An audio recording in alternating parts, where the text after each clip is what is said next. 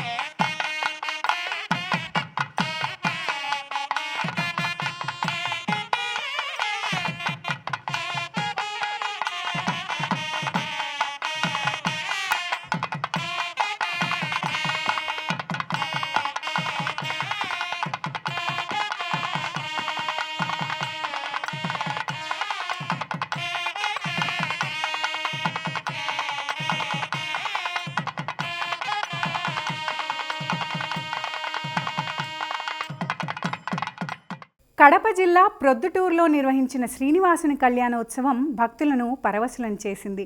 తొలుత RTC bus stand వద్ద నుంచి మున్సిపల్ మైదానం వరకు శోభాయాత్ర నిర్వహించారు. తిరుమల తిరుపతి దేవస్థానం అర్చకుల వేదఘోష నడుమ స్వామివార్ల పరిణయోత్సవాన్ని తిలకించిన భక్తులు తన్మయులయ్యారు. గోవిందమాల భక్త బృందం ఆధ్వర్యంలో జరిగిన కళ్యాణాన్ని 15,000 మందికి పైగా భక్తులు తిలకించారు.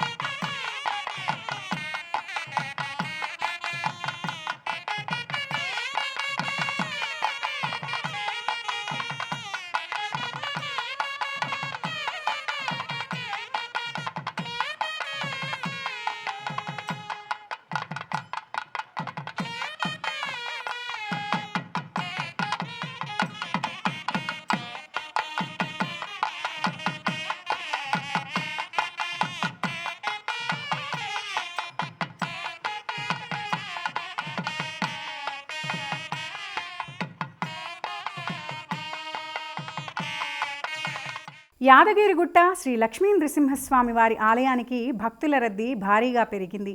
ఆదివారం కావటంతో భక్తులు భారీగా తరలివచ్చారు. క్యూ లైన్లలో భక్తులు బారులు తీరారు. ఉచిత ప్రవేశ దర్శనానికి దాదాపు 2.5 గంటలు, ప్రత్యేక ప్రవేశ దర్శనానికి దాదాపు 1.5 గంటల సమయం పట్టింది. ఆర్జిత సేవలు, నిత్య పూజల్లో పాల్గొని భక్తులు మొక్కులు చెల్లించుకున్నారు.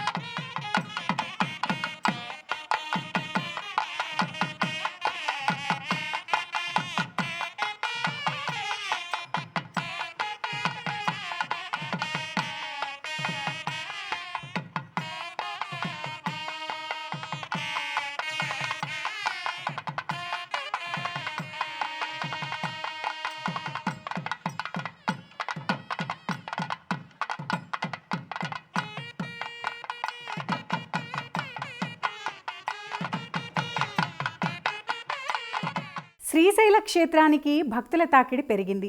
ఆదివారం కావటంతో వేకువజాము నుంచే భారీగా తరలివచ్చిన భక్తులు పాతాళగంగలో పుణ్యస్నానాలు ఆచరించారు.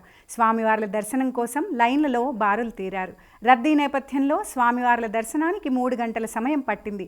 భక్తులకు ఎటువంటి ఇబ్బందులు కలగకుండా అధికారులు అవసరమైన ఏర్పాట్లు చేశారు.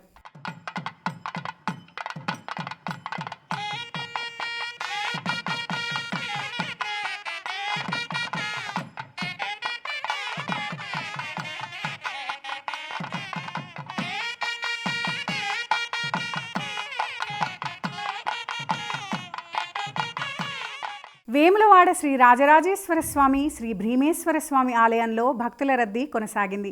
భారీగా తరలివచ్చిన భక్తులు స్వామివారికి మొక్కులు చెల్లించుకున్నారు. వేలాది మంది భక్తులు తలనీలాలు సమర్పించారు, కోడ మొక్కులు చెల్లించారు. ఆలయంలో స్వామివారికి అభిషేక పూజలు చేశారు.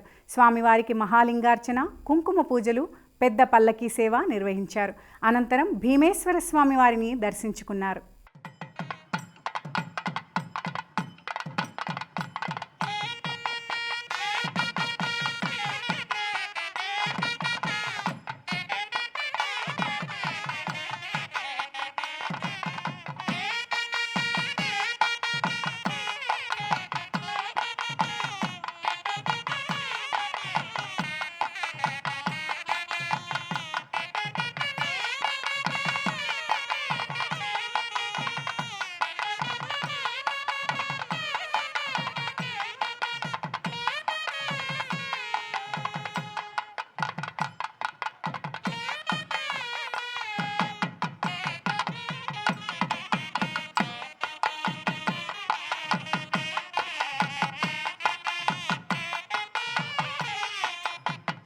వేములవాడలో నిర్వహించిన ఆరట్టు మహోత్సవం నేత్రపర్వమైంది.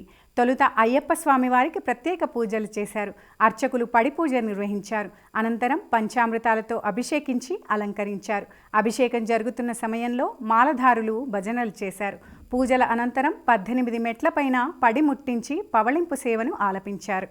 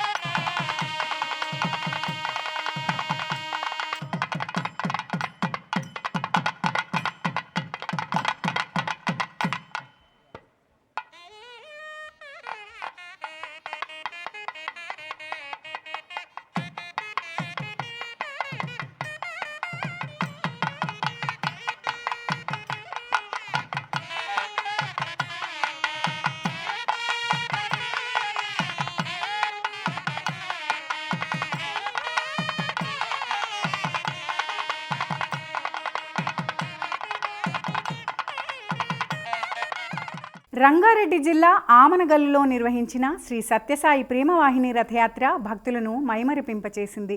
విశేష పూజల అనంతరం స్వామివారిని రథంలో కొలువుదీర్చి ఊరేగించారు. భక్తుల కోలాటాలు, కూచిపూడి ప్రదర్శనలు ఆకట్టుకున్నాయి.